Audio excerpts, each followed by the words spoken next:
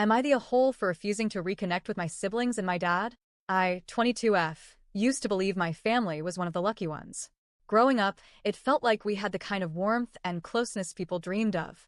My parents were married for 30 years, and while they weren't the mushy, PDA-type couple, they always seemed solid, stable.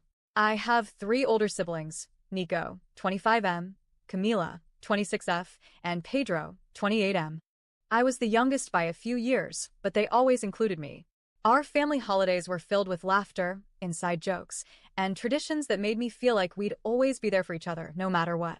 And while I got along well with all of them, I was always closest to my mom. She just got me, like, really understood me. She was soft-spoken but strong, endlessly kind but never naive.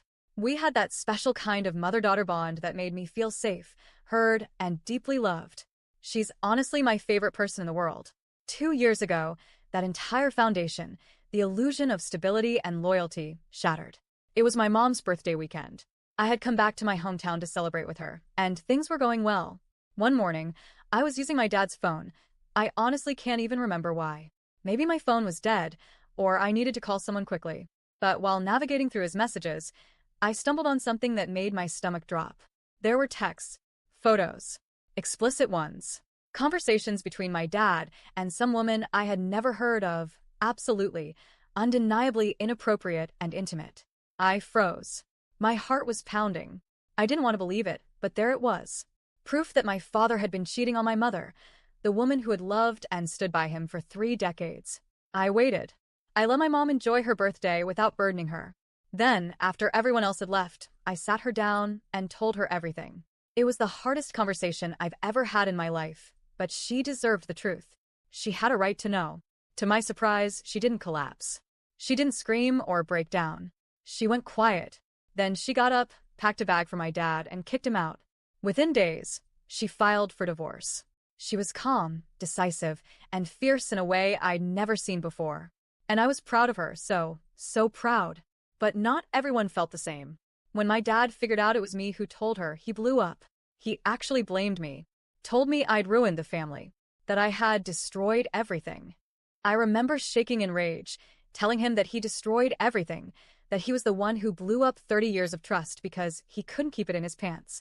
I told him if he thought I would let my mom live her life being lied to and disrespected, he was delusional. But what really broke me was when my siblings turned on me too. Nico, Camila, and Pedro all sided with him. They said I shouldn't have gotten involved. That it wasn't my place. That after 30 years of marriage, it was bound to happen, and I should have just kept my mouth shut. Can you imagine hearing that from the people who once called you their little star? Who watched me grow up and used to protect me from every heartbreak? They said I was wrong for protecting our mother, for telling her the truth. They said I chose her over him, like it was some kind of popularity contest. I was stunned, hurt beyond words. But I didn't fight back. I just shut down. I blocked them all. Changed my social media privacy settings. I even started using my mother's maiden name. I didn't want to be associated with people who saw betrayal and chose to justify it. In the time since, my mom and I have become closer than ever. She's even dating now, a kind man around her age who treats her with the respect and patience she deserves. They've been talking about marriage. She seems happy, truly happy, and I love seeing that for her. She did go low contact with my siblings too. They kept pressuring her to forgive my dad, to give him another chance. But she was done, and honestly, so was I. A few months ago, I graduated college. It was one of the proudest moments of my life. I didn't invite my siblings or my father. I didn't even tell them. Only my boyfriend, my friends, and my mother were there. We had a small celebration, and for once, it felt peaceful. But then, of course, someone posted a photo. And just like that, my siblings decided to reach out, through our mom. I agreed to meet with them because a small part of me still hoped for resolution. They sat down, gave what felt like a rehearsed apology, and told me they were sorry for being angry. But what stung was when they said they were angry because I chose our mom over our dad. Again, they still didn't get it. I told them, this was never about choosing sides. This was about doing what was right. Dad cheated. I told the truth. That's it. But they pushed back. Said I destroyed the family. Said I could have handled it differently. I told them they were cowards. That they destroyed the family, not me. That he betrayed our mom, and they betrayed me by siding with him and trying to guilt her into forgiveness. I told them I would consider reconnecting only when they gave a sincere apology to both me and my mother. Not for the cheating, that wasn't their fault, but for how they treated us afterward. For their silence.